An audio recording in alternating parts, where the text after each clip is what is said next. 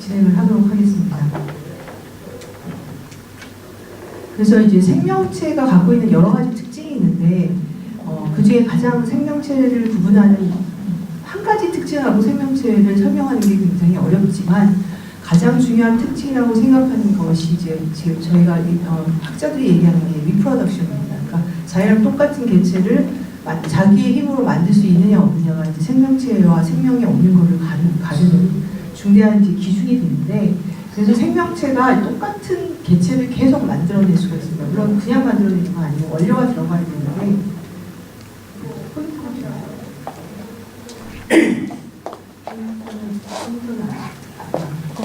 그래서 원료가 들어가면 생명체가 똑같은 생명체를 물론 똑같지 않지만 거의 똑같은 생명체를 계속 만들어낼 수 있는데, 그냥 만들어내는 게 아니라 이제 이 정보를 통해서 만들어냅니다. 그래서 생명체가 다 정보를 가지고 있는데 그 정보가 개체마다 다 다릅니다. 콩 심은 데 콩 나고 팥 심은 데 팥 난다 하면 콩은 콩의 정보가 있고 팥은 팥의 정보가 있는 거죠. 그래서 정보에 따라 이제 개체가 만들어집니다. 그래서 이제는 대부분 사람들이 다 알고 있죠. 생명의 정보가 DNA라는 것을 다 알고 있습니다. DNA는 굉장히 단순한 구조입니다. 이중나선이라는 굉장히 이제 유명한 구조죠. 요즘은 그 광고 같은 데 굉장히 많이 나오는 그런 구조인데, 이 안에를 들여다보면 네 종류의 염기라고 하는 ATGC가 이렇게 페어링이 되면서 이루어진 구조입니다. 그러니까 이게 되게 단순하고, 그런데 이게 어떤 식으로 이제 여기서 정보를 그럼 누가 가지고 있느냐, 이런 ATGC의 그 베이스 시퀀스가 랜덤하게 배열되어 있는 것이 정보로 작용을 합니다. 그래서 이런 정보가 어디에 이제 있느냐면 우리의 몸의 모든 세포마다 그 부모에게서 각각 받은 염색체라는 것이 있는데, 이 염색체가 길게 풀면 우리가 23쌍의 염색체를 갖고 있습니다. 사람은. 그래서 한 세트, 23개가 한 세트인데 한 세트는 엄마로부터 받은 거고 한 세트는 아버지부터 받은 거. 그래서 거의 동일한 쌍의 세트 23쌍을 가지고 있습니다. 근데 여기 염색체라는 얘기가 이제 옛날에 들어본 것 같기도 하실 텐데, 이렇게 우리가 눈으로 확인을 할 수가 있는데, 이 염색을 해서 이 각각 1번이 1번 염색체, 2번이 2번 염색체, 이렇게 숫자를 매겨놨는데, 이 염색체를 풀면 DNA, 아까 이중나선 구조의 한 실이 굉장히 길게 끊이지 않고 계속, 그러니까 하나의 염색체가 하나의 DNA 줄입니다. 이중나선 줄이.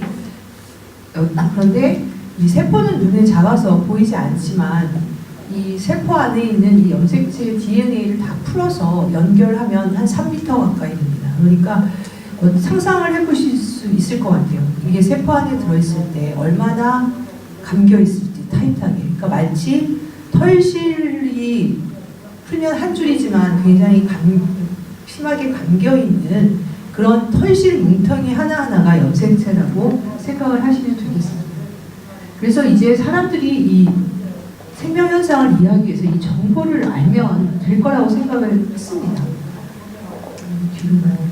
그래서 우리 몸에 세포가 한 10조 개 정도 있는데 10조에서 100조, 그 안에 세포마다 그 안에 핵이 있고 핵 안에 염색체가 23쌍이 들어있고, 이렇게 23쌍을 풀면 긴 DNA 한 줄, 각각의 한 줄씩이고, 이 시퀀스 어딘가의 일부분이 보통 우리가 얘기하는 유전자라고 하는 부분입니다. 그래서 인간이 이제 이 생명에 대해서 이해를 하기 위해서 이 우리가 가지고 있는 정보를 다 풀어내면, 다 읽어내면 생명체를 이해할 수 있을 것이라고 생각했습니다. 그래서 1990년부터 미국을 중심으로 해서 굉장히 많은 돈, 그때 당시는 굉장히 많은 돈이었는데 지금부터 거의 30년이 지났나요? 저도 세월 가는 게 잘 모르겠는데 하여튼 그 30년, 여 년 전에 90년부터 30년이 잠깐 안 되네요. 30억 불, 그때 30억 불이면 지금으로 따지면 300억 불이 넘는 커다란 돈인데, 이런 막대한 돈을 들여서 인간의 염기 서열을 전부 읽겠다는 그 유전체 프로젝트를 진행을 했습니다. 그리고 이게 이제 3년에 끝나게 됩니다. 13년이 걸린 프로젝트이고요. 그래서 2003년에 99.9% 정확도로 완성이 됐고 풀고 나니 30억, 그러니까 연기 ATGC 아까 얘기했던 그 연기들이 쌍을 이루고 있고 쌍이 정해져 있는데 이 30억 개가 이렇게 모여 있는 거다.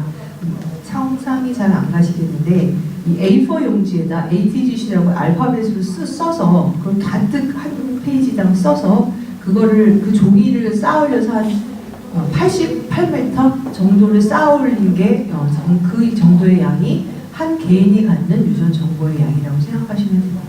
그러니까 그렇게 많은 정보가 저장이 되려면 컴퓨터가 되게 필요하겠죠. 그래서 그때부터 생명과학이 컴퓨터과학이랑 굉장히 연관이 돼서 이런 정보를 이제 많은 정보를 처리할 수 있는 컴퓨터 기술이 필요하게 됩니다. 그래서 읽고 보니 우리가 이것을 읽으면 굉장히 생명체에 대해서 많은 정보를 알 수 있을 줄 알았는데 사실 알고 보니까 별로 아는 게 없었습니다. 그러니까 다 읽었는데 거기에 되게 놀라운 거는 그 유전자가 우리가 굉장히 복잡한 생명체이기 때문에 유전자의 개수가 굉장히 많을 거라고 생각을 하고 읽었는데 한 23,000개 정도의 유전자가 있는 걸로 밝혀졌습니다. 23,000개라고 그러면 별로 많은지 적은지 구분이 안 가실 테지만 그 보통 우리가 지렁이, 아주 작은 지렁이가 보통 인간 2만 개 정도의 유전자를 가지고 있습니다. 그리고 뭐 그러니까 빵이나 맥주를 만들 때 넣는 이스트라고 하는 거가 6,500개 정도의 유전자를 갖고 있으니까 그에 비하면 유전자 개수가 굉장히 상대적으로 적은 거죠. 그런데 유전자는 되게 적어요. 그래서 전체의 유전자가 차지하는 그 시퀀스가 1% 정도밖에 안 됩니다. 그럼 99%는 거기서 뭐 하는 걸까? 이런 질문이 생깁니다. 그래서 사실은 그거를 지금도 그러니까 우리가 어떤 상태냐면 굉장히 한글을 깨우쳐서 어려운 책을 읽을 수 있는데 의미를 모르는 상태입니다. 그러니까 우리가 초등학생도 한글만 깨우치면 아무리 어려운 책도 읽는데 무슨 의미인지 전혀 알 수가 없듯이 현재 우리는 그 의미를 알 수가 없는 상태고 그런데 여기서 알게 된 거는 인간이 거의 99.9% 동일한 유전 정보를 가지고 있다. 다 다르지만 여기가 다른 범위가 굉장히 적다. 0.1% 내외에 다른 점이 있다. 그 다음에 그 다른 많은 부분이 이제 요즘 최근에 밝혀지고 있는 거는 인간은 유전자가 몇 개 많지 않지만 스위치가 되게 복잡하다. 그래서 80% 이상이 있는 시퀀스가 스위치로 작용하고 있다. 이런 것을 알게 됐고 그리고 놀랍게도 인간과 다른 생명체가 굉장히 유전자의 수준으로 가면 유사하다. 그래서 심지어 효모에 있는 유전자와 인간의 유전자를 바꿔치기해도 효모와 인간의 유전자가 70% 정도 동일합니다. 그리고 바꿔치기에도 기능을 다 합니다. 그러니까 그 진화론을 안 믿으신 분이 있을 수도 있는데 그 몰레큘라 레벨에서 적어도 분자의 수준에서 우리는 진화론으로밖에 이걸 설명할 수가 없는 그런 결과를 얻게 됩니다. 그런데 이런 걸 얻고 나서 이제 어떤 변화가 있었냐면 굉장히 빠른 속도로 죄송합니다.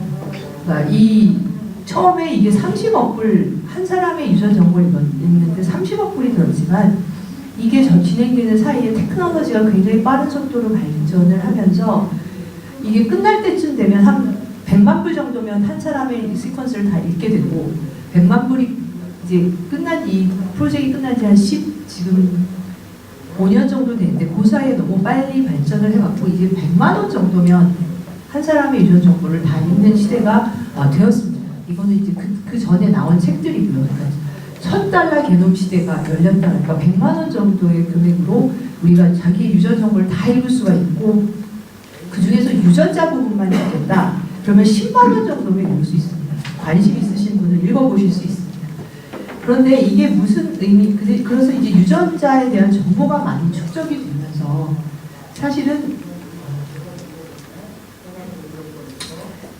이제 사람들이 유전자가 굉장히 이제 일반화되는 시대를 우리가 살게 된 거죠. 그러니까 유전자라는 얘기를 제가 어렸을 때는 들어본 적이 거의 없는 것 같아요. 그런데 요즘은 우월한 유전자니 무슨 유전자 이런 게 신문 기사니까 배우들 얘기할 때도 기럭지 우월 유전자 이런 얘기를 하거든요. 그러니까 굉장히 우리가 유전자에 친숙한 시대를 살게 된 거죠. 근데 그 의미를 정확하게 알고 쓰지 않는 경우가 많지만, 그래서 이제 그 어떻게 이제 이게 DNA라는 게 정보로 작용을 하는 거냐면, 거기에 유전자에 해당하는 부분을 읽어서 그거를 단백질로 만들어서 기능을 수행하면서 생명이 유지가 됩니다. 그러니까 결국 기능을 수행하는 것은 다 단백질이 하는 일인데, 이게 만약에 정보에 약간 이상이 유전자 정보에 이상이 생기면 어떻게 되냐면,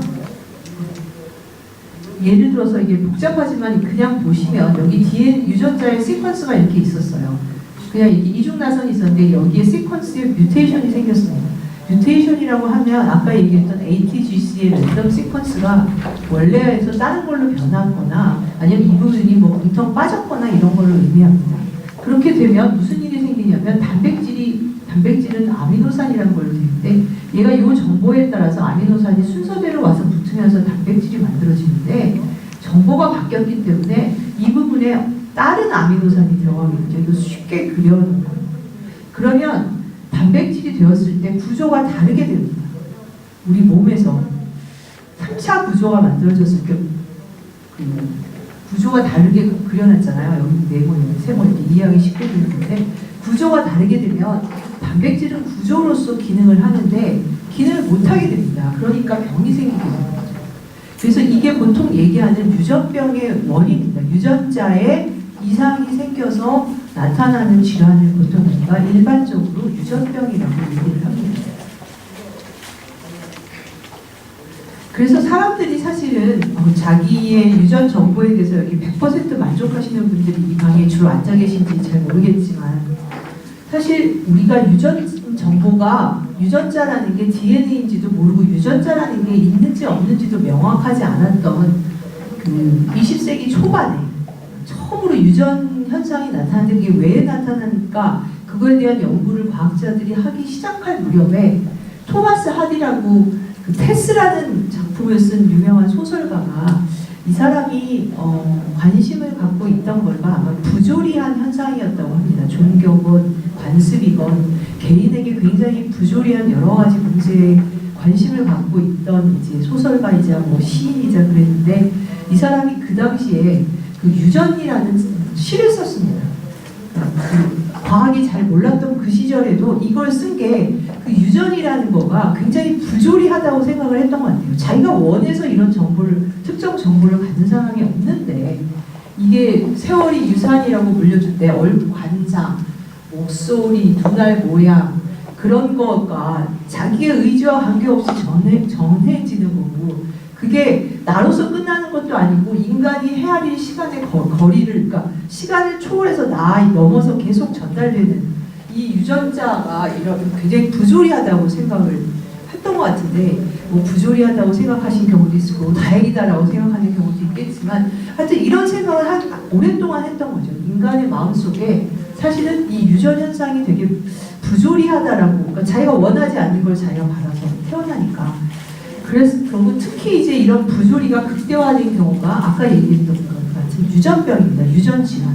그러니까 자기가 받은 부모에서부터 받은 유전 정보에 변이가 있어서 그걸 통해서 병이 생기는 경우입니다.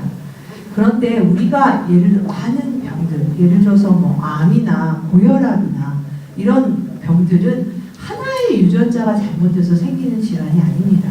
여러 개의 유전자가 한꺼번에 잘못돼서 기능이 서서히 망가지면서 생기는 질환인데, 그렇지 않고 인간의 유전 질환 중에는 특정하게 하나의 유전자가 망가져서 아까 얘기한 대로 변이가 생겨서 병으로 나타나는 경우들이 많이 있습니다.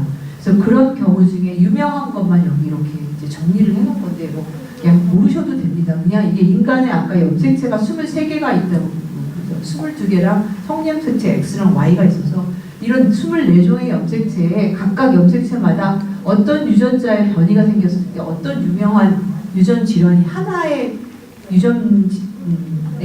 유전자에 문제가 생겼을 때 어떤 유전병이 생기는지를 이제 그냥 그림으로 그려놓는데, 이렇게 유전병이 생기는 경우가 있습니다. 그래서 이런 거는 정말 부조리한 거죠. 그래서 이제 인간의 그 많은 욕망 중에서 이런 유전병을 치료하고 싶다 하는 그런 그 욕망이 있었던 거죠. 그런 욕망이 있었는데 할 방법이 없었습니다. 어떻게 우리가 이거를 어떻게 만질 수 있는 유전 정보를 갖고 어떻게 말하자면 우리가 마음대로 조절을 할 수 있는 그런 방법이 없었습니다. 그래서 현재까지 약 700개 정도의 유전 질환이 하나의 유전자의 유전 정보가 변이가 생겨서 잘못됐을 경우에 발병을 하는 질환으로 알려져 있습니다. 그런데 이거를 아까 말씀드린 것처럼 그 염색체 안에 유전자가 부분적으로 어떤 시퀀스가 유전자의 역할을 하는데 이거를 고치려면 이 긴 줄을 잘라야 되잖아요. 일단 기본적으로 잘라서 새 거를 붙이던 그 부분을 없애던 뭔가를 하려면 일단 잘라야 되는 거죠. 그래서 사실은 DNA를 우리가 마음대로 조절하는 테크놀로지에 있어서 이런 DNA를 자를 수 있는 가위가 굉장히 중요합니다. 그래서 가위가 있어야지 되는데, 그래서 그 과학자들이 사실은 굉장히 열심히 그동안 가위를 찾았습니다. 그래서 그 제일 먼저 찾은 가위가 혹시 이런 얘기를 고등학교 때는 잘 안 나왔던 것 같아요. 제가 학생 때는. 그러니까 아마 여러분들도 고등학교 때 배우지 않았을 텐데 혹시 restriction enzyme이라고 제한 효소라고 하는 얘기를 혹시 들어본 적이 있으신가? 모르셔도 괜찮아요. 이게 처음 발견된 과입니다. 이건 인간이 만든 게 아니라 그 세균이 가지고 있고 세균이 외부에서부터 침입하는 DNA를 외부의 다른 세균에서 오거나 이런 자기에게 해가 될 수 있는 유전 정보를 잘라서 없애려고 가지고 있었던 거를 인간이 쟤네들이 보니까 가위를 가지고 있네. 그걸 우리가 골라내서 이용을 하면 되겠다 해서 이제 그거를 제한효소라고 이름을 붙였는데 왜 제한효소냐면 얘가 아무 때나 자르는 게 아니라 특정한 시퀀스, DNA 아까 염기 서열만 인식해서 고기만 자릅니다. 그래서 얘가 인식하는 게 보통 6개 정도의 DNA 시퀀스를 인식해서 자릅니다. 그래서 이 가위를, 제한효소를 처음 발견한 사람들이 78년에 노벨상을 받고 이 가위가 생김에 따라서 우리가 보통 얘기하는 유전공학이라고도 얘기하고 바이오테크놀로지라고도 얘기하는데 이런 인간이 생명체를 DNA 수준에서 인위적으로 조작하는 것이 가능해지기 시작했습니다. 그래서 이거를 이제 그 원래 용어는 DNA recombinant technology라고 얘기를 합니다. 그러니까 DNA를 recombine, 우리가 잘라서 붙이는 이런 recombination을 할 수 있는 시대가 됐다. 그래서 보통 우리나라에서는 이런 유전공학이라고 얘기를 하죠. 그래서 GMO를 만들 수 있는 그런 기술력이 여기부터 시작이 되기 시작합니다. GMO라는 거는 뭐냐면, 그러니까 우리가 원하는, 인간이 원하는, 인간에게 유용할 것 같다고 생각되는 특정한 유전자가 어떤 예를 들어서 생선에 있다. 북극에 사는 차가운 데 사는 생선에 있다. 그러면 그 차가운 데서 잘 견디는 이 유전자를 잘라서 딸기에다 집어넣는 겁니다. 예를 들어. 그러면 딸기와 생선은 서로 우리가 그 이전에 인간이 이런 테크놀로지를 만들기 이전에는 유전 정보를 교환하는 방법은 그 유성생식, 그러니까 섹슈얼 리프로덕션이 거의 이제 주요한 방법이었는데 그게 굉장히 이제 진화상에서 우리가 다양성을 가진 많은 동물뿐만 아니라 많은 이제 생물체들이 생기는 원인을 제공을 했는데 그거를 인간이 임의로 할 수가 있는 겁니다. 전혀 유전 정보를 교환할 이유가 없는 생물체의 유전자들을 인간이 원하는 대로 그 부분 유전자에 해당하는 부분만 잘라서 그거를 운반하는 다른 DNA 조각에 붙여서 얘를 엉뚱한데 예를 들어서 물고기 유전자를 여기에 붙여서 넣은 다음 이거를 딸기한테 집어넣어서 이 유전자를 발현하게 하면 우리가 얘기하는 이제 겨울에 요새 딸기 먹잖아요. 그래서 이렇게 만들어진 겁니다. 사실은 딸기가 옛날에 제가 대학교 다닐 때만 해도 우리가 봄에 딸기팅을 했거든요. 요즘은 봄에 딸기가 싹 들어가죠. 다 겨울에 요즘 학생들한테 제가 물어봤어요. 딸기가 어느 철 과일이니? 그랬더니 애들이 겨울이요 이렇게 얘기를 하더라고요. 그래서 어쨌든 이런 GMO 테크놀로지가 이제 가위가 생겼기 때문에 가능해진 거죠. 그래서 우리가 뭐 이걸 이용을 해서 여러 가지 단백질 치료제, 예를 들어 뭐 인슐린이라든지, 옛날에 인슐린이 엄청나게 비쌌었습니다. 왜냐하면 이 인슐린을 얻으려면 다른 동물에서 얻는 방법밖에 없는데, 인슐린이 굉장히 혈당 조절하는 호르몬인 걸 다 아실 거고, 그러려면 소의 피 50리터에서 한 번 주사할 수 있는 분량의 인슐린이 나왔다고 합니다. 그러니까 당연히 비쌀 수밖에 없죠. 소 피 50리터에서 한 번 주사할 수 있는 양을 뽑아놔야 되니까 얼마나 힘들겠어요. 근데 이제 인슐린 유전자를 그냥 아무데나 붙여서 세균 같은 데 잘 자라는 데 막 발현을 시키면 쉽게 뽑아서 그냥 주사할 수 있게 됩니다. 이런 식으로 많은 그 약들이 가능해졌습니다. 우리가 보통 이걸 단백질 치료제라고 그러는데, 몸에 있는 단백질을 약으로 만들어서 치료제, 이런 것들도 가능해졌고, 지금 말씀드린 대로 시장에 요즘 뭐 이게 뭐 물건마다 이걸 뭐 표시를 하자 안 하자 뭐 그래요. 컵 이슈인 것 같더라고요, 한국에서. 어쨌건 GMO가 90년대부터 그래서 시장에 나오기 시작합니다. 오늘은 주제가 이게 아니기 때문에 이런 걸 빨리빨리 넘어가겠습니다. 그리고 이제 2015년에는 동물 GMO, 연어의 그 생장을 촉진하는 인자를 인위적으로 발현시킨 연어가 FDA에서 승인을 받습니다. 그래서 뭐 그 표시하자고 그러고 뭐 그런 얘기 많이 하는데, 저 사실 GMO가 몸에 해로운 이유는 없습니다. 학자 입장에서. 그런데 문제는 이제 얘가 그럼 괜찮은 거냐? 그거는 잘 모릅니다. 왜냐하면 우리 몸에 해롭진 않아요. 근데 생태적으로 어떤 일을 일으킬 수 있을지 그거는 오래 두고 봐야 될 일 같습니다. 어쨌거나 GMO를 피하고선 먹고 살 수가 없는 세상이 되었죠. 그런데 그러면 이 리스트릭션 엔자임이라는 그 가위가 있는데 왜 우리가 이 유전체 전체를 건드릴 수가 없었냐면, 리스트릭션 엔자임은 6개 정도의 시퀀스를 인지해서 자르는데, 아까 제가 우리 몸에는 30억 염기쌍이 있다고 말씀드렸습니다. 그러면 이걸 수학을 조금 해보시면 이 어떤 시퀀스가 어떤 특정한 효소, 이 제한 효소에서 잘리는 시퀀스가 30억 염기쌍 중에 몇 번이 나올 것인가, 이거를 해보면 70만 번 이상이 나옵니다. 그러니까 이거를 하나의 유전자를 잘라내는 데는 쓸 수가 있지만, 그 시퀀스를 안 갖고 있는 유전자를 잘라내면 되지만, 우리 전체 유전 정보에, 그러니까 유전체라고 얘기하는 전체 유전 정보 23쌍의 염전체에 적용할 수가 없다는 얘기죠. 이걸 넣으면 아무데나 막 자른다는 얘기죠. 70만 번 자른다는 얘기죠. 그러니까 이 가위를 가지고는 우리가 원하는 그런 유전체를 변형시키는 유전자 치료를 할 수가 없다는 얘기입니다. 그래서 유전자 치료를 하고 싶은 욕망이 많았고, 학자들이 원했지만 이게 될 수 없었습니다. 그래서 사람들이 굉장히 열심히 가위를 만들었어요. 유전체 전체에 적용시킬 수 있는 가위. 두 번째로 징크핑거라는 가위를 인위적으로 이런 게 존재하지 않는데, 이런 DNA의 특정한 시퀀스를 인지하는 부분과 자르는 부분을 인위적으로 인간이 결합해서 이런 가위를 만들었는데, 이 징크핑거 가위도 보통 10개 정도, 만화의 10개 정도의 시퀀스를 인지하기 때문에 이거 갖고 자르면 적어도 한 3,000번의 히트가 나옵니다. 그러니까 이것도 3,000번 아무데나 자르면 하나 고치려고 했다가 더 많은 문제를 일으키게 되니까 쓸 수가 없는 거겠죠. 그리고 나서 탈렌이라는 가위가 2010년경에 나왔습니다. 이거는 상대적으로 굉장히 긴 시퀀스를 인지하고 그래도 얘보다는 더 정확도가 있는 가위입니다. 그래서 이제 이거가 탈렌이 좀 더 많이 임프루브 됐다.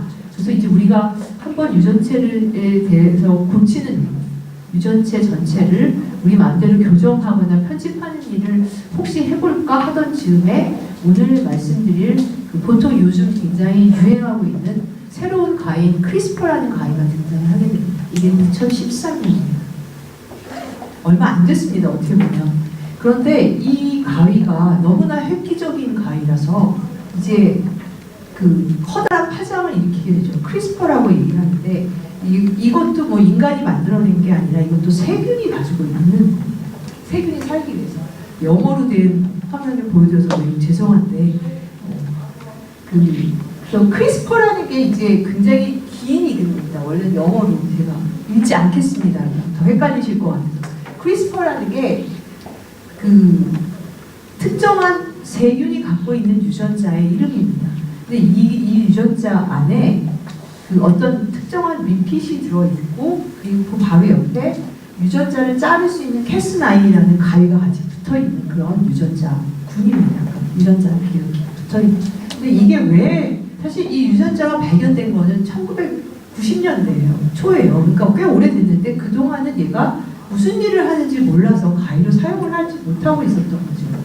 그런데 얘가 그럼 이걸 아까 세균이 갖고 있었다고 얘기했는데 세균이 얘를 왜 갖고 있는 거냐?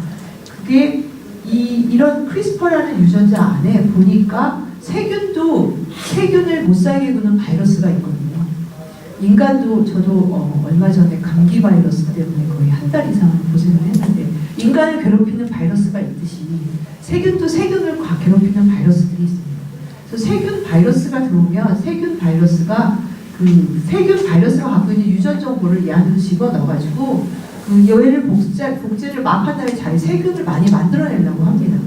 그러면은 세균이 많이 만들어지면 이 세포를 뚫고 나가서 이제 나중에 바이러스가 굉장히 많이 만들어지면서 세균은 죽게 되는 거거든요. 우리도 마찬가지예요. 감기 바이러스가 들어오면 특정한 세포가 죽고 바이러스가 더 많이 만들어지고 이렇게 되는데 근데 우리가 완전히 죽어버리면 또 바이러스가 좋지가 않거든요. 왜냐하면은 그러면 더 이상 이제 바이러스도 만들 곳이 없어지잖아요. 죽어버리면. 그러니까 바이러스가 그걸 아주 적절하게 잘 조정을 하거든요. 그래서 하여튼 세균은 이 바이러스가 들어오면 자기도 방어기작으로 이걸 만든 겁니다. 그래서 바이러스의 유전 정보의 일부를 잘라가지고 요 유전자 안에다 보관을 하고 있다가 얘가 이제 다시 똑같은 바이러스가 또 침입을 하면 얘가 요 유전자를 발현을 해가지고 시퀀스가 똑같으면 그걸 인지해서 이 바이러스 DNA를 유전 정보를 잘라버리는 그런 기능을 하는 걸로 이게 밝혀집니다. 그런데 이거를 자를 때 얘가 인식하는 그 길이가 21개의 연기 서열입니다. 21개의 연기 서열이면 아까 계산을 해보면 21개가 4개의 연기가 랜덤하게 배열됐을 때 21개가 겹칠 확률이 30억보다 더 큽니다. 그러니까 30억분의 1이 더 넘는다. 그러니까 더 작은 거죠. 그러니까 인간의 유전체에 이런 쪽으로 적용했을 때 내가 원하는 시퀀스를 자르게 하면 다른 데를 자를 확률이 거의 굉장히 낮다는 얘기가 됩니다. 그래서 이게 이 가위가 획기적인 가위라고 하는 겁니다. 그래서 이게 이제 발견이 되자마자 이거를 발견을 한 과학자가 버클리에 있는 두드나라는 여자 과학자인데 2012년에 뭐를 발견해서 이 사람이 했냐면 이게 세균이 방어 시스템이라는 것을 알아내기 위해 세균 말고 우리가 원하는 임의의 시퀀스를 넣어줘도 얘가 이 유전자가 거기를 인식해서 자를 수 있느냐 그거를 이 여자가 처음 밝혔습니다.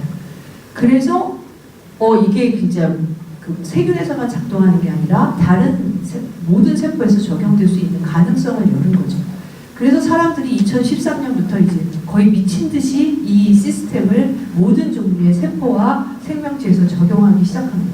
사람, 세균, 식물, 동물 그 모든 데다 적용을 해가지고 이게 이제 2013년부터 매년 가장 혁신적인 기술, 인류를 변화시킬 가장 혁신적인 기술의 넘버1으로 계속 랭크가 되고 있고 이게 과학 잡지에 관심이 없으시겠지만 많은 과학 잡지들이 매년 이런 얘기를 쏟아냈고 이제 좀 주춤해진 상태지만 DNA 레버루션이다라는 얘기를 했습니다. 그러니까 이제는 기존와 달리 그리고 이 시스템이 일단 정확하고 그다음에 옛날에 비해서 시간을 엄청나게 절약할 수 있고 시간과 정확하니까 실험할 수 있거나 적용할 수 있는 비용이 굉장히 절감돼서 그래서 이게 여러 군데 적용이 있죠. 유명한 거 몇 개만 말씀을 드리면 거의 모든 생명체에 적용이 되는데 말라리아로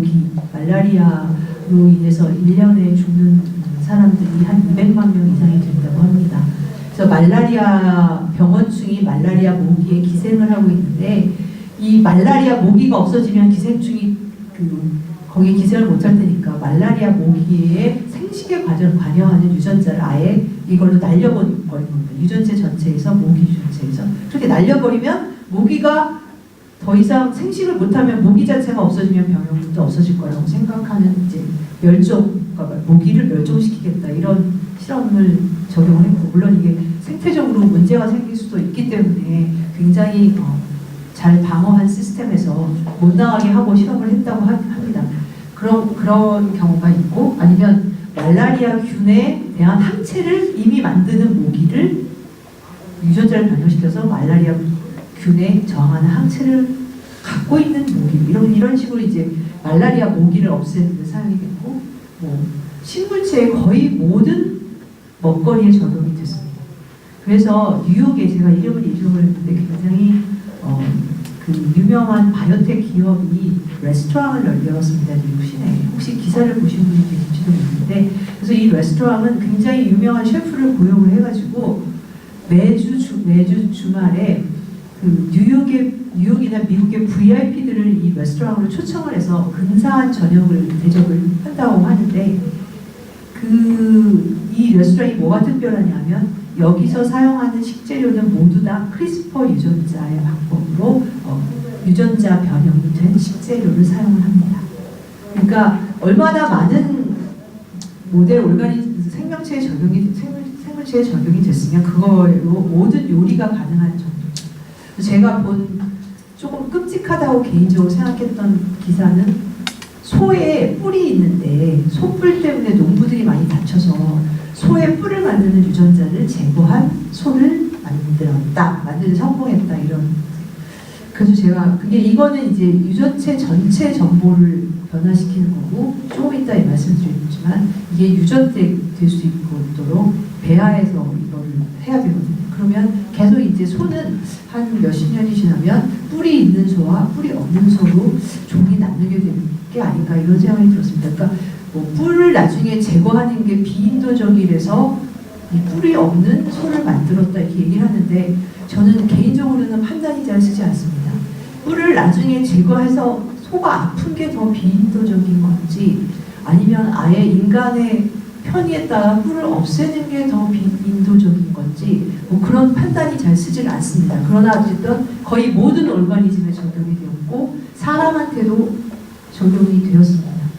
그래서 대표적으로 성공하게 지금 추진하고 있는 게 에이즈라는 바이러스를 혹시 아실지 모르겠는데, 에이즈는 한국말로 하면 후천성 면역 결핍증입니다. 그러니까 그게 왜냐면 이 에이즈라는 바이러스는 면역세포, 특히 T셀이라는 면역세포만 공격을 하는 바이러스이기 때문에 그런데, 왜 이 T셀만 공격을 하냐면 이 T셀에 이 바이러스가 그냥 몸으로 쑥 들어가는 게 아닙니다. 바이러스가, 그러니까 예를 들어서 간암 바이러스는 간 세포에만 들어갈 수가 있잖아요. 그 이유는 각 세포마다 세포막에 특정한 단백질을 발현을 하면 그거를 매개로 해서, 그러니까 뭐가 매개체가 있어야지 바이러스가 세포 안으로 들어올 수가 있습니다.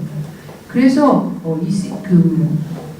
T셀이라는 면역세포에 CCR5라는 그 매개체를, 단백질을 통해서 매개가 돼서 이 바이러스가 침입을 하는데, 이 CCR5를 없애는 거죠, 유전적인 방법을. 그래서 골수를 꺼내서 골수 있는 세포에 유전 정보를 적용을 해서 앞으로 면역세포가 될 정부세포에서 이 CCR5를 제거하고 다시 넣어주면 이제 면역세포들에서 CCR5가 안 만들어지니까 더 이상 바이러스가 작동을 못해서 에이즈를 완치할 수 있다, 이런 아이디어가 이제 지금 적용을 하고 있습니다.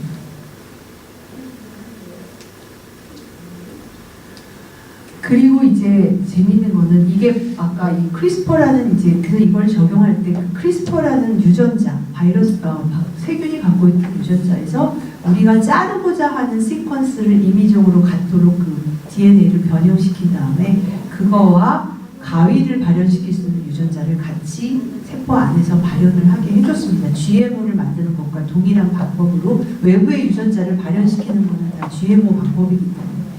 그랬는데 이렇게 해서 이제 많은 오르가니즘이 생기니까 GMO는 EU 쪽에서는 굉장히 이제 법으로 굉장히 타이트한 규제를 받습니다. 그래서 이게 이제 크리스퍼 하는 사람들은 이거는 기존의 GMO랑 다르다라고 주장을 한 거죠. 기존의 GMO는 원하지 않는 유전 정보를 자기 원래 갖고 있지 않은 유전 정보를 억지로 발현을 시키는 거지만, 우리는 그런 짓을 한 적이 없다. 우리는 단지 원래 유전체가 갖고 있던 정보를 조금 변형시키거나 아니면 없애거나 아니면 하나 더 넣어주거나 뭐 이런 걸 했지 다른 생명체가 갖고 있는 정보를 인위적으로 발현시킨 적은 없다. 그러니까 GMO의 규제를 받는 것은 옳지 않다라고 주장하기 시작합니다. 그런데 여전히 외부의 그 유전자의 크리스퍼라는 거를 넣어서 발현을 시키면 다른 유전 정보를 넣는 거잖아요. 어쨌건 방법을 위해서. 그래서 그러지 말고 아예 이거를 유전자가 발현이 되면 아까 초기 슬라이드를 유심히 보신 분은 DNA에서 단백질로 갈 때 중간에 RNA 매개체로 일으킨다고 그런 부분이 있었는데 아예 그냥 내가 원하는 자르기를 원하는 부분의 시퀀스만 RNA로 만들어서 그 다음에 자르는 가위를 발현한 유전자를 넣는 게 아니라 이미 다 우리가 밖에서 만든 가위 단백질을 분리를 해서 RNA와 단백질을 그냥 세포에 넣어주면 될 거 아니냐. 그러면 GMO 규제에 걸리지 않을 거 아니냐. 그럼 RNA랑 단백질을 넣어주는 거는 외부 유전자를 넣는 게 아니거든요. 그리고 다음 셀로 전해지지도 않습니다. 거기서 딱 그걸 받은 셀을. 그래서 이 방법이 성공할 거라고 생각을 안 했는데 이게 성공적이었습니다. 이거를 처음 이 기술을 크리스퍼로부터 이 기술을 도입하신 분은 여자대학의 의과대학에 계신 교수님이세요. 젊은 교수님이세요. 그래서 이 방법이 이제 많은 GMO 기준을 회피하기 위해서 많은 식물체에 한국에서 적용이 되기 시작합니다. 그리고 이제 많은 나라에서. 그리고 이제 이거는 그 서울대학교의 김진수 교수님이 만드신 2015년에 만드신 돼지입니다. 이 돼지와 이 돼지가 뭐가 다른가요? 얘가 좀 그 식스팩을 가진 돼지죠. 이렇게 보면 근육이 굉장히 울퉁불퉁하고 이거는 그 무슨 뭘 하는 거냐면 그 수정란 배아 상태에서 그 근육을 우리 여러분 운동하시면 근육이 생기잖아요. 근데 운동 안 하면 도로 근육이 없어지죠. 나이 들면 근육이 점점 없어지죠. 그러니까 우리 몸의 모든 반응은 만들고 생성될 수도 있고 없어질 수도 있고 이게 되게 균형적으로 작동을 하는데 이게 근육을 만드는 그 유전자를 다 그대로 두고 근육을 없애는 유전자를 아까 그 유전자 가위를 통해서 유전체 정체에서 그 유전자만 날려버리는 겁니다. 그러니까 이 돼지는 근육을 만들 수는 있지만 없앨 수는 없으니까 근육이 계속 발달한 상태로 있는 거죠. 그래서 이 돼지를 보급하겠다 이런 얘기를 했죠. 그러니까 이게 수컷이라서 이제 정상 암컷과 교배시키면 균형이 쉽게 만들어지는 돼지를 만들 수 있다. 이제 이 돼지가 만들어진 다음에 기자가 저한테 인터뷰를 하러 왔어요. 이게 근데 와서 첫 번째 질문이 이게 먹어도 됩니까? 이런 질문을 하셨어요. 그래서 제가 그 기자한테 굉장히 화를 냈습니다. 인간이 먹어서 괜찮으면 무슨 짓을 해도 괜찮은 거냐? 뭐 이렇게 물어봤습니다. 그러니까 저는 모르겠습니다. 그러니까 근육이 이렇게 많이 생긴 채로 생긴 돼지가 어떤 고통을 우리가 운동 많이 해서 근육이 생기면서 아프잖아요. 그 페인을 느낄지 뭐 그런 걸 그때 돼지는 모르겠죠. 얘기도 할 수도 없고.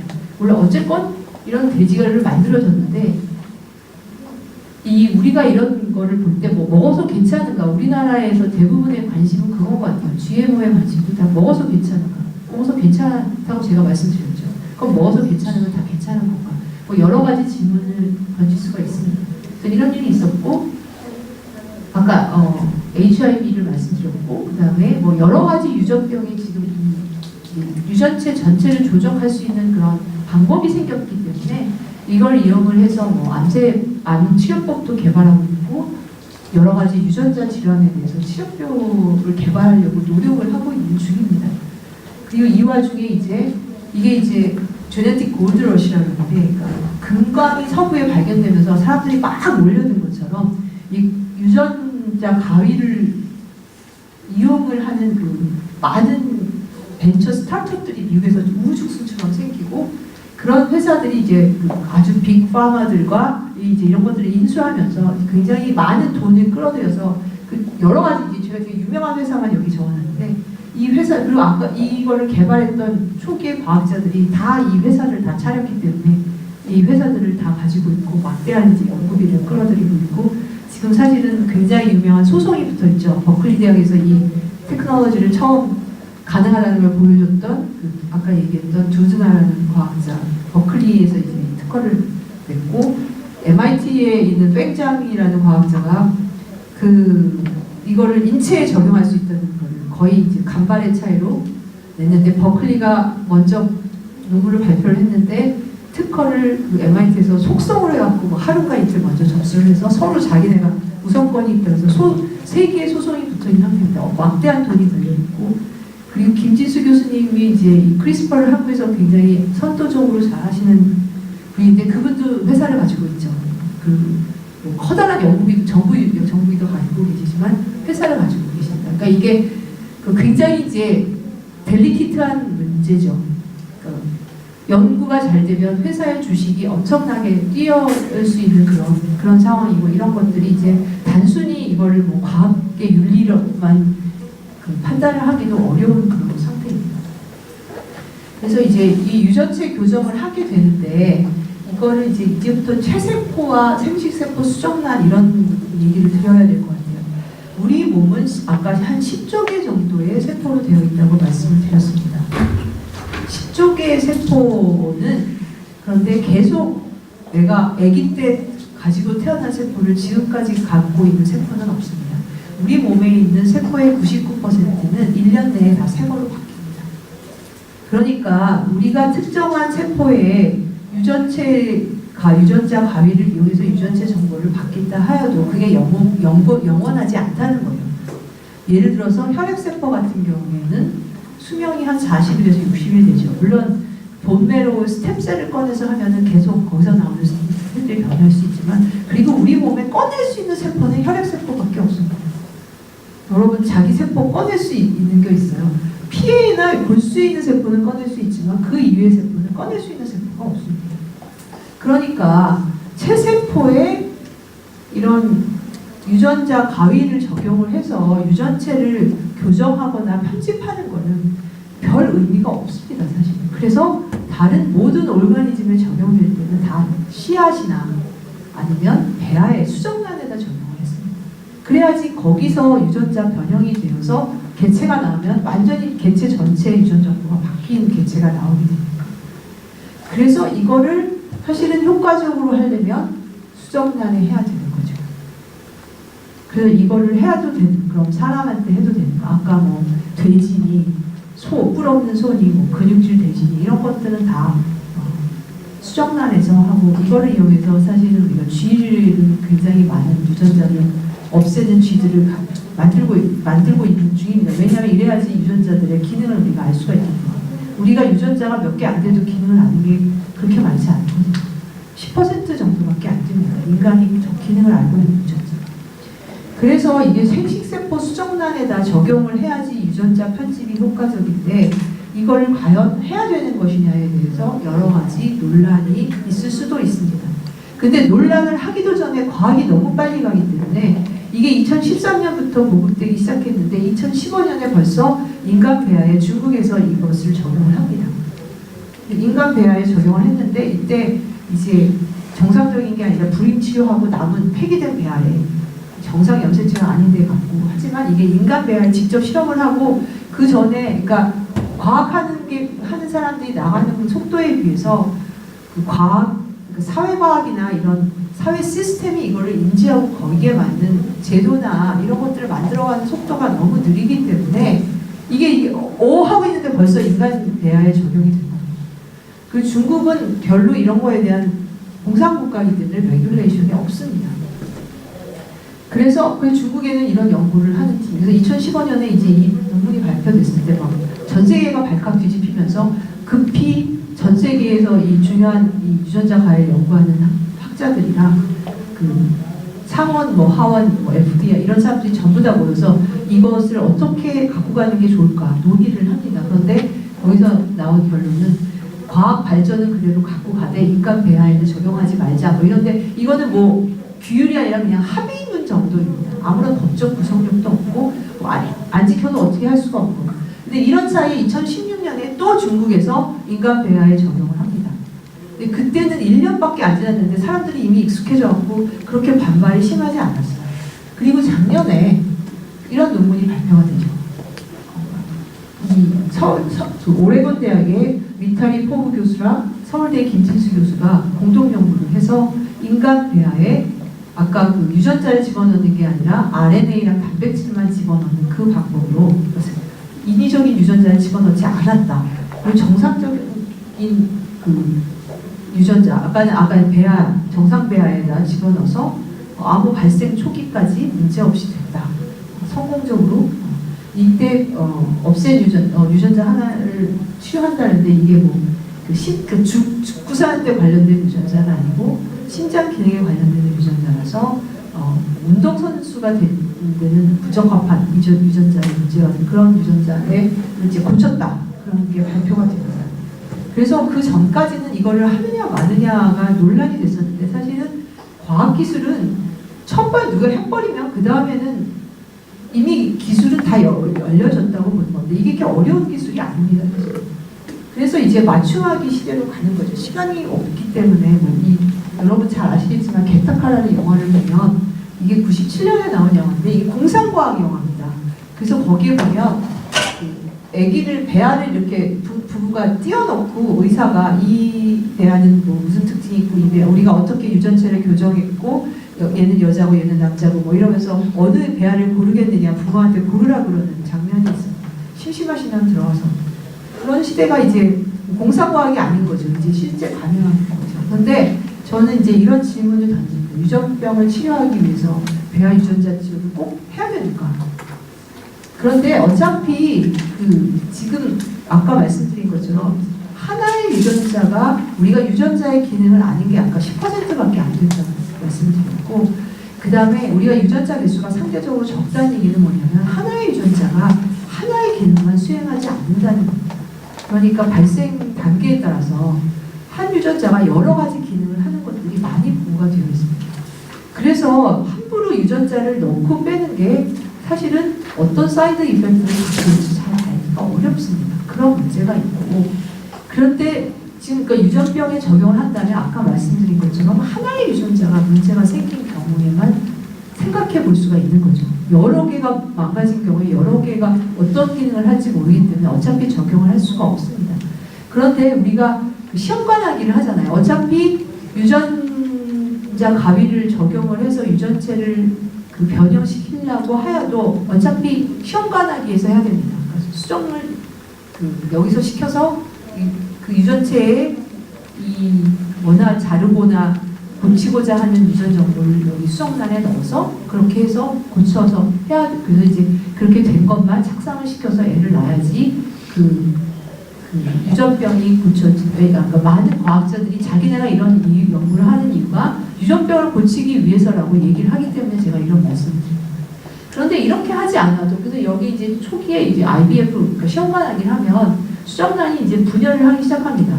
그러니까 접시에서 여기 어떤 과학자들이 쓰는 접시에서 분열을 하기 시작하면 이 초기 이걸 배아줄기 세포라고 하는데 이 단계에서는 지금 테크놀로지로 이 단계에서는 이 세포 하나하나가 하나의 개체를 만들 수 있는 능력을 가지고 있습니다. 배아줄기 세포 때는 초기에는. 그래서 우리가 이거를 보통 토티포텐트 스템셀이라고 얘기합니다. 토탈리 포텐셜이니까 이때 이 세포 하나를 이렇게 분리를 해서 자연적으로 어떻게 하다 분리가 되면 발생 과정에서 일란성 쌍둥이가 나오는 거거든요. 그러니까 이 세포 하나가 충분히 개체를 만들 수 있는 능력을 가지고 있고 그래서 이 단계에서 세포를 하나 두 개 떼어내도 별로 발생에 문제를 일으키지 않습니다. 그래서 실제적으로 요새 어떤 테크놀로지가 가능하냐면 요새도 아닙니다. 꽤 오래됐는데 여기서 세포를 한두 개 이렇게 현미경을 그냥은 안 보이고 현미경을 보고 사진을 찍은 겁니다. 그러면 떼어냅니다. 바늘을 넣어서 석션해갖고 세포 두 개를 떼어내가지고 얘의 유전 정보를 며칠이면 100만 원만 주면 읽을 수 있다고 말씀드렸잖아요. 100만 원을 주고 읽습니다. 그래서 그 배아 중에서 어떤 배아를 착상시킬지 골라서 착상을 할 수가 있습니다. 근데 만약에 하나의 유전자가 잘못돼서 그 유전병이 있는 경우는 이게 열성이면 4분의 1의 확률로 나타납니다. 부모가 모두 이 유전자를 갖고 있을 경우에 4분의 1의 확률로 나타납니다.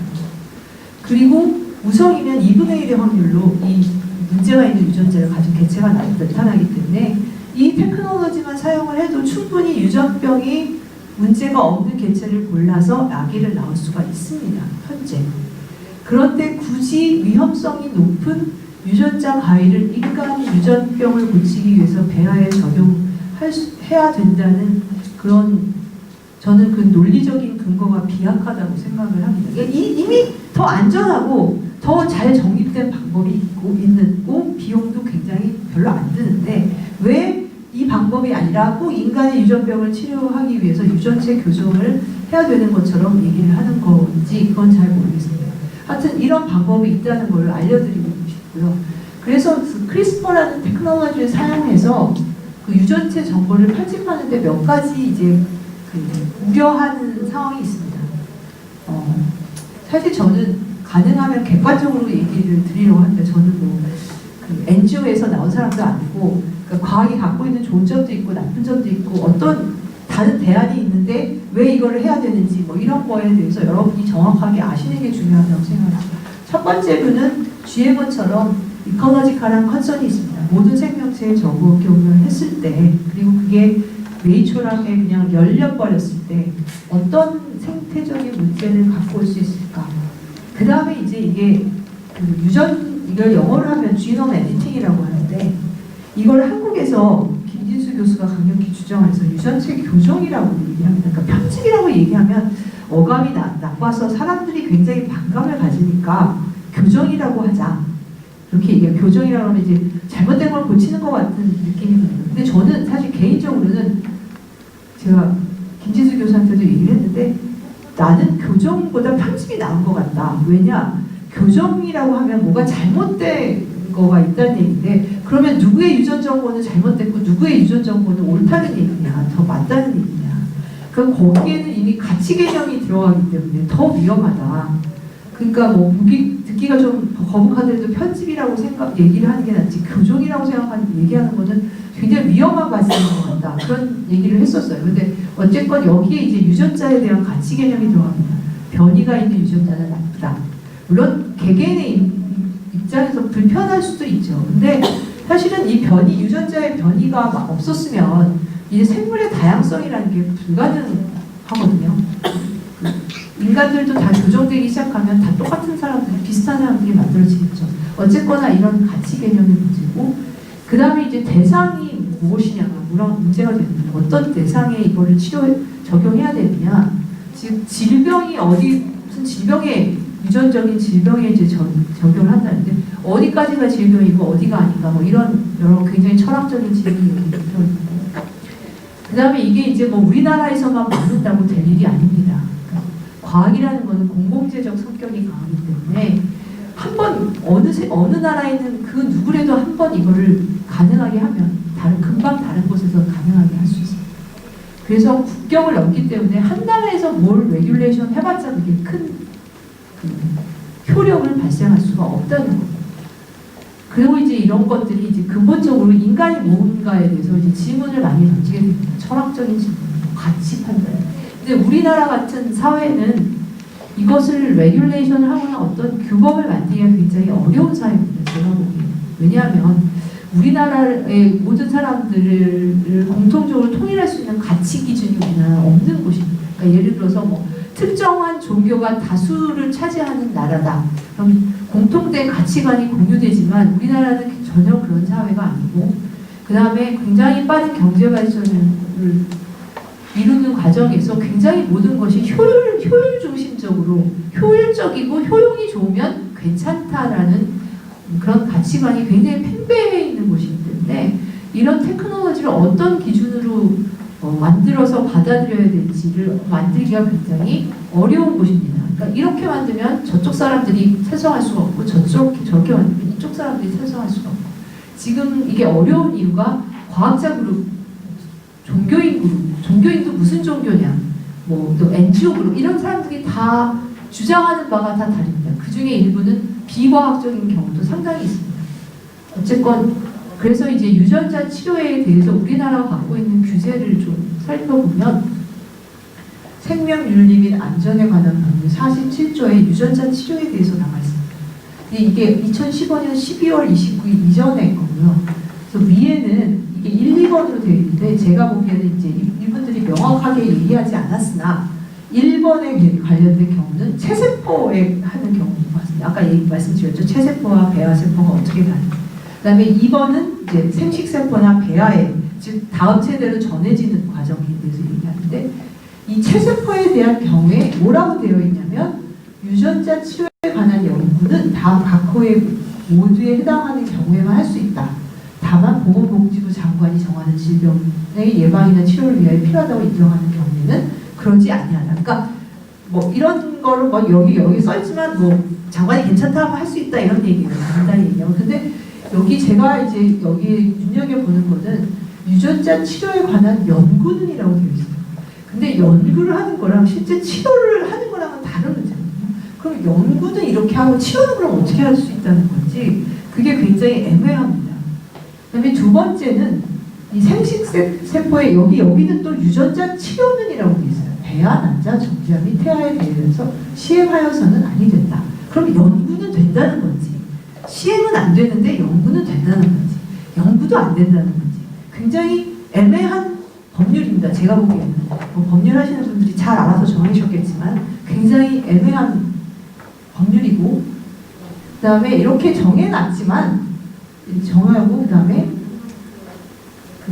2015년 12월 27일에 개정이 됩니다. 그래서 여기에 뭐가 되냐면 옛날에는 유전적 변이를 일으키거나 유전물질 또는 유전물질이 도입된 세포를 인체로 전달하는 것을 이렇게 할 때 뭐 1, 2호 중 어느에 해당하는 경우만 할 수 있다. 이렇게 굉장히 강화를 했는데 아까 앞에서 보건복지부 장관이 정하면 할 수 있다고 해놓고 이렇게 정하는 게 무슨 의미가 있는지 그것도 잘 모르겠어요.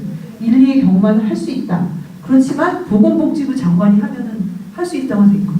근데 우리나라가 세계에서 세포치료제가 제일 많이 허가된 나라입니다. 아시는지 모르겠지만. 그리고 나서 사실 미국에서 어떤 일이 있었냐면은 혹시 여기 계신 분 중에서 CAR-T라는 거에 대해서 들어보신 분이 계시나요?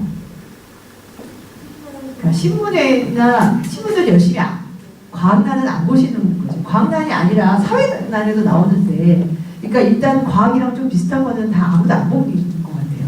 근데 이게 굉장히 큰 이슈가 된 게 미국에서 그 소아백혈병 환자들이 다른 방법이 없는 경우에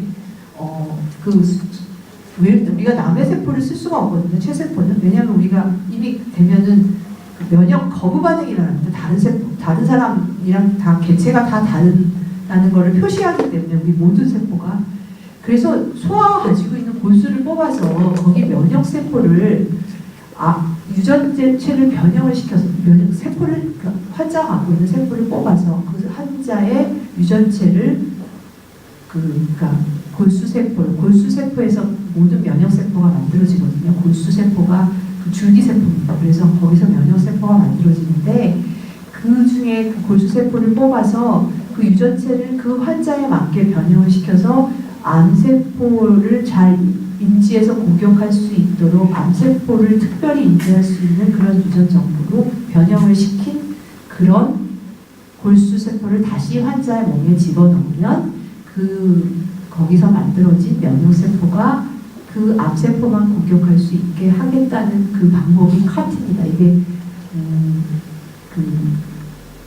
제가 영어 얘기해도 더 헷갈리실 것 같지만 키메릭 안티젠 리셉터라는 T셀이 면역세포라고 아까 말씀드렸죠. T에서 이건 CAR-T라는 이름이 붙은 건데 이거를 미국에서 이제 다른 방법이 없는 소아암 환자들의 부모가 청원을 해서 2케이스가 적용이 됐고 그게 사실 이전에도 계속 적용을 했었는데 유전자 치료 계속 실패했는데 이번에 이게 굉장히 호전을 보이면서 FDA에 승인을 해달라고 이제 여러 백혈병 환자 부모들이 모아서 신청을 했고 그게 지난 10월에 FDA에서 승인을 받습니다.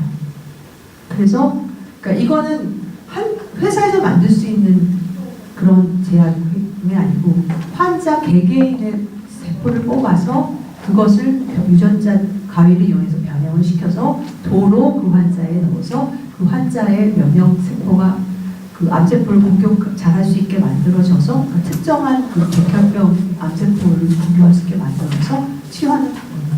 물론 이게 부작용이 많이 있을 수 있습니다. 여러 가지 면역반응이 과잉적으로 일어날 수도 있고 그렇지만 다른 방법이 없을 때 이 방법을 적용해보고 싶다 했을 때 이걸 허용하겠다고 발표를 했습니다. 이게 10월이고 아마 이것 때문인지 아니면 김진수 교수님이 계속 몇 년째 유전자 그 배아 실험을 할 수 있게 해달라고 계속 아마 여러 군데 청원을 굉장히 이제 사회적인 그 명망이 높은 학자시기 때문에 압력이 들어가서 그랬는지 작년에 10월에 우리나라의 국회 생명윤리 및 안전에 관한 법률 개정안이 상정이 됐습니다. 그 이후에 이게 통과가 됐는지 안 됐는지 제가 잘 모르겠는데 아니면 아직도 그 계류되고 있는 상태인지 모르겠지만 여기에 이제 이 복잡하던 유전자 치료에 관해서 뭐 각호 1, 2호가 있고 뭐 그냥 이거를 뭐 무슨 병 해야 된다 이런 거가 있었는데 이거를 다 없애고 굉장히 심플하게 유전자 치료에 관한 연구는 질병의 치료를 목적으로 하는 연구인 경우에만 할 수 있다. 그러니까 여기서 질병의 치료를 목적으로 하지 않는다고 하는 사람은 없거든요. 과학자가 연구를 하면서. 그 다음에 여기서 어디까지가 질병인지가 굉장히 여러분들 예를 들어서 남자분들 많이 계시는데 대머리가 질병입니까? 아닙니까? 그게 사람마다 기준이 다 다르거든요. 그러니까 어디까지를 질병으로 할 건지가 굉장히 합의가 안 된 상태에서 이런 이제 개정안이 이제 상정이 됐다는 게 어떻게 이제 이게 뭐 어떻게 될 건지 전 잘 모르겠으나 약간 의구심이 들기도 합니다. 어디까지 이거를 갈 수 있다는 건지 예, 이게 이제 상정이 되어 있는 상태로 알고 있습니다. 예? 12월 12일부터 시행되고 있습니다. 2017년 12월부터 시행됐습니까? 근데 내가 저는 시행됐다는 그런 이렇게 중요한 일이 근데 왜 우리나라 신문에 크게 보도가 안 되는지 모르겠어요. 너무 다른 중요한 일들이 너무 많은 나라라서 그런 것 같기도 하고. 그래서 이게 그럼 이렇게 바뀌었다는 얘기네요, 이미. 그래서 하여튼 이렇게 상정이 됐고 2015년 12월 29일 날 그거는 제일 처음이고요. 그 이후에 바뀌든 건 않았고 예, 현재 이거는 2015년 그러니까 제가 보여드린 거는 아직 바뀌지 않은 거죠. 제가 알기에는 개정안이 상정된 걸로만 알고 그거는 안 되는. 예, 그러니까 이거가 어떻게 될 건지 그리고 이런 것에 대해서 상정이 이렇게 중요한 게 논의가 이게 상정이 됐으면 좀 논의가 돼야 되는 것 같은데 아무런 논의가 없습니다. 제가 아까도 구글을 쳐봤는데 별 논의는 없는 것 같아요. 별로 아무 관심들이 없으신 것 같습니다. 어쨌거나 이제 이런 것이 상정되어 있는 상황이고 그다음에 이제 제가 법 하시는 분들이 계실 때 한번 얘기를 해보고 싶었던 게 25조, 그러니까 우리나라의 이 생명윤리에 관한 법률을 안전에 관한 법률로 여러 차례 개정이 됐는데 그 가장 큰 개정의 이유는 아마 황우석 사태 때문인 것 같은데 이게 그 이쪽 극단에서 저쪽 극단으로 확 가버린 그런 법률이거든요. 그러니까 어떻게 보면 필요 없다고 느껴지는 부분까지 너무 상세하게 되어 있고 황우석 사태 이후에 그리고 나서 그러니까 예를 들자면 이게 배아의 보존 폐기에 관한 25조인데 배아의 보존 기간은 5년으로 한다고 되어 있어요. 근데 왜 5년입니까? 그러니까 제가 왜 이 말씀을 드리냐면 사실은 요즘 우리나라에서 시험관 아기로 태어나는 애들이 15%가량입니다. 10명 중 한두 명은 시험관 아기로 태어나는데 보통 시험관 아기를 하면 하나를 하지 않습니다. 왜냐하면 실패할 확률이 있기 때문에 보통 몇 개를 만들어서 그 중에 한두 개를 착상시키고 나머지를 아마 보관을 하는 걸로 알고 있는데 냉동 보관을 하는 액체 질소라는 곳에 넣어서 보관을 하는데 그러니까 젊지도 않지만 그 몇몇 분들이 이 시험관아기로 아기를 낳는 분들이 상당히 많습니다. 전문직 여성분 중에. 왜냐하면 이제 늦게 결혼을 하고 다 늦게 아기를 갖기 때문에 이제 그 시험관아기를 하신 분들이 제 주위에도 굉장히 많이 있는데 이분들이 자기가 5년이 되니까 거기서 폐기를 하겠다고 다 연락이 와서 폐기가 됐다는 거예요. 그런데 이게 5년 이후에 아기를 갖고 싶으면 그런 분들이 있거든요. 냉동배아를 해놨다가 하나를 해서 첫째를 낳고 또 하지 않고 몇 년 있다가 그 배아를 다시 착상해서 둘째를 낳고 이런 분들이 있거든요. 그래서 나중에 5년 지난 다음에 애기 더 낳고 싶을 수도 있는데 왜 5년 있다 폐기를 하는 건지, 그리고 폐기를 하려면은 이게 굉장히 중요한 자산이기 때문에, 중요한 연구를 할 수 있는 자산이기 때문에 사실은 기증을 하게 하는 게 좋은 건데 거의 너무 기증하는 프로세스가 복잡하다 보니 아무도 기증을 저 같아도 안 할 것 같아요. 뭐 이거 사인해야 되고 저거 사인해야 되고 무슨 동의서 해야 되고 그러면 그냥 그리고 또 개인정보랑도 관련되는 거거든요. 배아 정보를 읽으면 그 부모의 유전 정보가 다 나오잖아요. 며칠 전에 굉장히 중요한 뉴스가 있었는데 그것도 안 보셨을 것 같은데, 미국에서 그 손녀딸이 심신뿌리로 유전자 검사를 받았는데 그 유전자 정보를 보고 그 유전 정보에 그 유전 정보 그 데이터베이스를 검색하다 경찰이 20몇 년 전에 그 시리얼 킬러의 유전자 정보와 반이 겹치는 걸 알아서 그 할아버지를 체포했거든요. 그런 사건이 있었습니다. 그래서 프라이버시, 유전 정보의 프라이버시에 관련된 그 문제가 있었는데 굉장히 커다랗게 신문에 났고 뉴욕 타임즈 때도 굉장히 크게 났고 한국 신문에도 되게 크게 났는데 너무 바쁘시니까 관심이 없으신 거죠. 그죠? 그러니까 이런 문제가 사실은 법하는 사람들과 관련이 없지 않거든요. 이게 옳은 건가? 남의 정보를, 뭐 범위를 잡는 거는 굉장히 옳은 것 같지만 범위뿐만 아니라 다른 데도 이용될 수 있다는 거예요. 그리고 뭐 어떤 회사들에서는 유전 정보를 다 검사해라. 입사하는 사람들이 그런 것들 굉장히 이제 많이 논란이 되고 있어요. 어쨌건 이것도 왜 이렇게 되어 있는 건지, 왜 또 5년인지 해필이면 뭐 이런 것들에 대해서 그러니까 그 법이, 그런데 또 자세하게 해야 될 것 같은 부분은 별로 자세하게 되지 않거든요. 예를 들어서 에그를 도네이션 할 때는 예를 들어 영국같이 굉장히 타이트하면서도 이렇게 인간 배아에 대해서 많이 연구하는 나라에서는 제가 그래서 황우석 사태 나기 전에 막 정부에서 이거를 부스팅할 때 굉장히 노발대발한 적이 있어요. 여성운동하는 사람 도대체 다 뭐하고 있는 거냐고. 그때 고등학생들한테 막 사인 받고 그랬잖아요. 에그 도네이션 한다고. 그런데 그 젊은 사람들은 그걸 하면 안 되는 거거든요.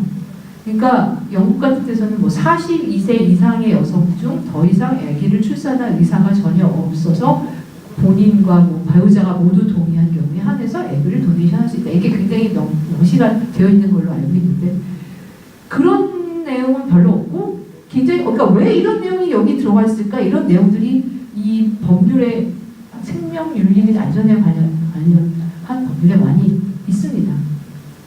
그래서 이게 이제 마지막 슬라이드인데 1시간 15분이면 되네요. 빨리 끝내는 건데.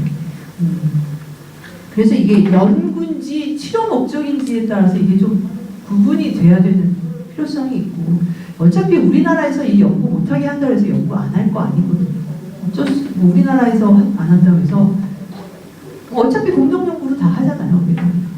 그 다음에 이제 체세포랑 배아에 대해서 법 적용을 어떻게 할 것인가, 그런 것들이 좀 명확하게 어떻게 차별성을 갖고 어떻게 유연하게 적용할 것인가, 뭐 이런 것에 대해서 굉장히 고민이 필요한 시점인 것 같습니다.